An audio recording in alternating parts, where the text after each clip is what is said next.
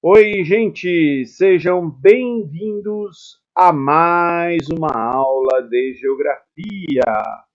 Hoje a gente vai falar, vai continuar a série de aulas sobre Oceania, especificamente falando de Papua Nova Guiné, da Micronésia, Melanésia e Polinésia, os menores países aí da Oceania.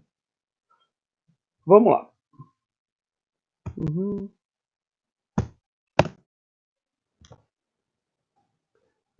Então, primeira coisa, é a subdivisão territorial. Oceania, a gente divide ela em Austrália e Nova Zelândia, que tem características aí bem específicas, bem pontuais e até mais importância política, econômica, peso demográfico do planeta hoje. E Papua Nova Guiné, Micronésia, Polinésia e Melanésia são regiões aí com vários microestados, micropaíses. E Papua Nova Guiné é um país, mas é um país subdesenvolvido, não industrializado, de bastante população nativa, com pouca importância econômica no mundo de hoje, principalmente poucas relações econômicas, políticas com o Brasil. Então, eu acabei, para fins didáticos, juntando todos eles aí numa mesma categoria. Para começar, quando a gente fala de muitos desses países da Oceania, principalmente os países aí da Micronésia, Melanésia e Polinésia, é muito comum a gente visualizar esse tipo de mapa, esse tipo de representação cartográfica, que vai fazendo aqui quadradinhos no oceano, delimitando o que seria o território de cada país, o território sob controle de cada lugar.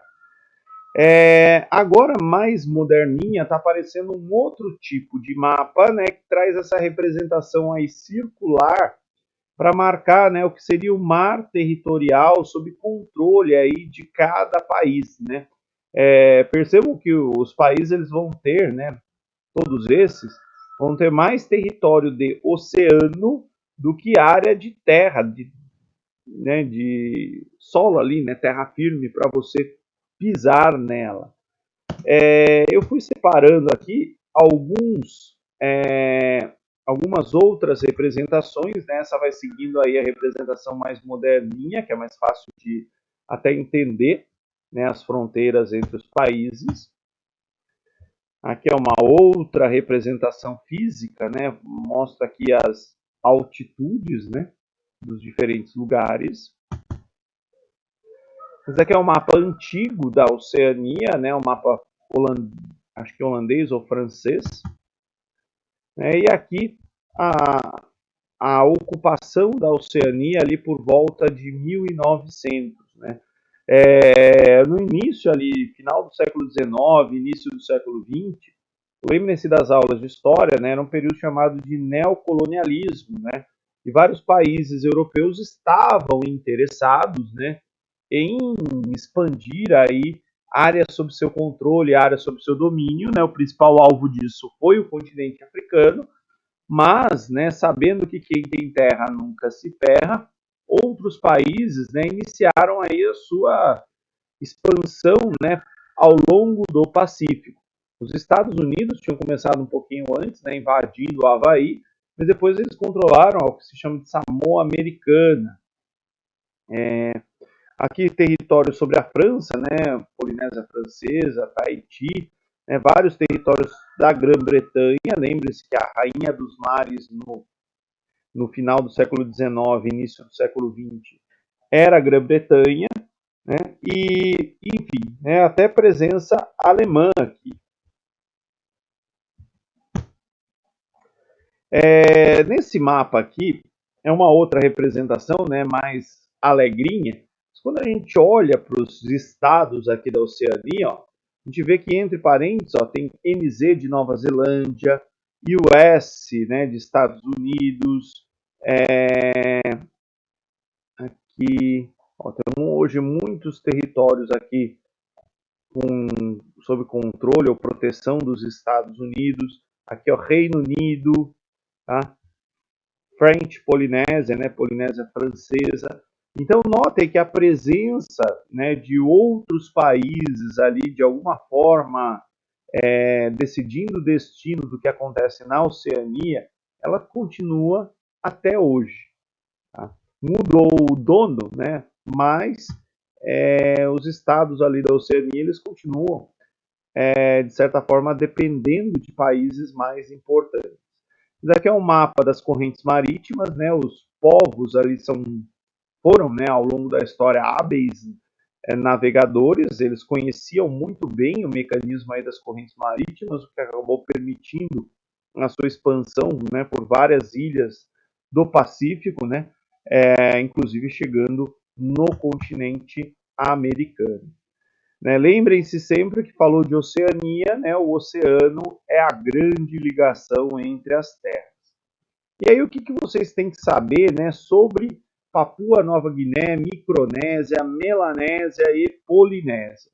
Todos eles são países subdesenvolvidos não industrializados. Tá? Na maioria deles, a gente vai encontrar aí uma categoria, né, que são os estados associados. Eles são países independentes, porém que se associaram a países maiores para receber aí ajuda econômica, para receber proteção, né? Tipo, elas não precisam manter um exército, não precisam manter uma marinha, né, para proteger as suas águas, o seu território.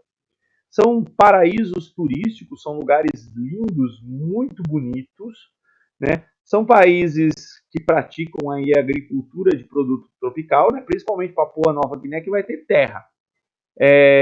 Papua Nova Guiné, inclusive, é um exportador de produtos tropicais. Os outros, né, é mais para subsistência, para sustento aí das populações locais.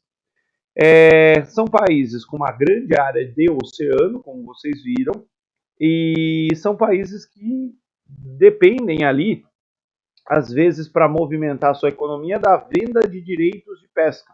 Ou seja, um barco pesqueiro de um outro país pede autorização e paga ali uma taxa, né, para poder pescar, né, peixe nas águas desses países. E nos últimos anos, tem uma atividade, né, que apareceu em Vanuatu, né, e depois se propagou aí por outros países da Oceania, né, desses microestados, que é a venda de passaporte, a venda de cidadania, né? Então, você paga uma taxa, né, acho que em Vanuatu é $150 mil, e você se torna aí cidadão de Vanuatu, e com isso, né, qual que é a vantagem? Cidadãos de Vanuatu, por exemplo, não precisam de visto para entrar na União Europeia. Então, para aqueles que são muito ricos, né, às vezes isso vale a pena. Né? Ou para quem, às vezes, faz coisa errada e ter duas cidadanias é bom para poder fugir. Né? E uma outra coisa interessante é a mineração de guano, que acontece em algumas ilhas. Eu já tenho uma imagem aqui de guano, eu já mostro para vocês o que é isso. Então, vamos lá. Começando aí pelo conceito, né, de estados associados. Estados associados são países geralmente independentes que têm autonomia para lidar com seus assuntos internos, porém eles devem uma espécie de suzeraneidade a um estado maior. Né? Então, às vezes, por exemplo, um país ali, Ilhas Marshall, né? Não tem condições de manter uma marinha própria para proteger as águas das Ilhas Marshall, né? Então eles se associam com os Estados Unidos. Quem vai cuidar dessa parte aí da defesa das Ilhas Marshall são os Estados Unidos. Em alguns lugares até isso fica um pouquinho mais amplo, né? Os cidadãos dessas ilhas eles podem entrar em outros países sem precisar de visto, podem trabalhar nesses países, às vezes são atendidos até pelos benefícios sociais desse país. Então, tipo, se tem programa de aposentadoria, o cara se aposenta, né, pelo sistema previdenciário do Estado suzerano. Tá? Eles vão transferir, né, parte ou toda a sua soberania para o protetor, né, no que diz respeito a controle do território, a política externa, às vezes tipo, na ONU ali vota em conjunto com quem é o seu protetor, né, e recebe dinheirinho aí, subsídios, geralmente financeiros ou comerciais, do seu protetor. Turismo, né? Os países aí da Oceania são aqueles paraísos tropicais, né? Lugares muito bonitos, praias limpíssimas, né? Umas cabaninhas ali no meio da água, você vai comer alguma coisa ali no meio da água. Só tem um problema: chegar lá, né? O turismo ali, a gente está falando, né, de hotéis aí que a diária é tipo US$ 500, né, o que para nós aqui no Brasil, com a cotação de hoje, seria quase R$ 3.000, né? E assim, para nós, são lugares muito distantes. Ó. Fiz aqui uma cotação, ó, de passagem aérea. Né? Então, R$ 13.000 a passagem, né? E a possibilidade, ó, de fazer voos que geralmente duram muito tempo, né? Aqui, ó, 51 horas de voo. Esse daqui é um pouco menos, 27 horas de voo, né? Mas é complicado chegar ali, né? Você já vai chegar na viagem cansado, depois você volta. Então, é um tipo de lugar, se um dia você for fazer turismo, junta muito dinheiro para ficar um mês, né? Para compensar aí a viagem. São países, né, que praticam agricultura de produtos tropicais, principalmente no caso de Papua Nova Guiné. Historicamente, eles adotaram a batata doce. A batata doce tem um componente muito presente aí na culinária dos diferentes povos, né, e uma relação talvez que ela tenha sido trazida ali, né, por essas expedições dos polinésios até a América. Foram eles que domesticaram a banana, né? Essa era a banana antiga, né? E ó, dá para ver as sementinhas, ela é de menor tamanho, ela tinha que ser cozida para ser consumida, né? E hoje a banana mais moderninha aí, né? Que pode ser consumida crua, ela é mais docinha.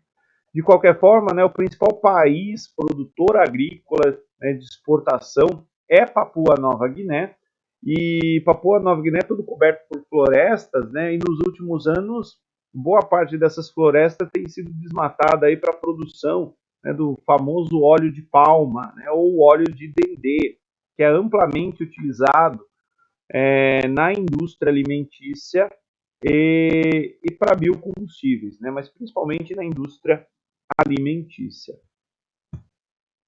Aqui há uma reportagem, né, até deixei o link para quem quiser ler, sobre venda de cidadania, né, em Vanuatu.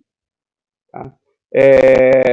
Então os países, né, encontram aí nessa coisa de vender a cidadania, a pessoa nem precisa ir até o país. Né?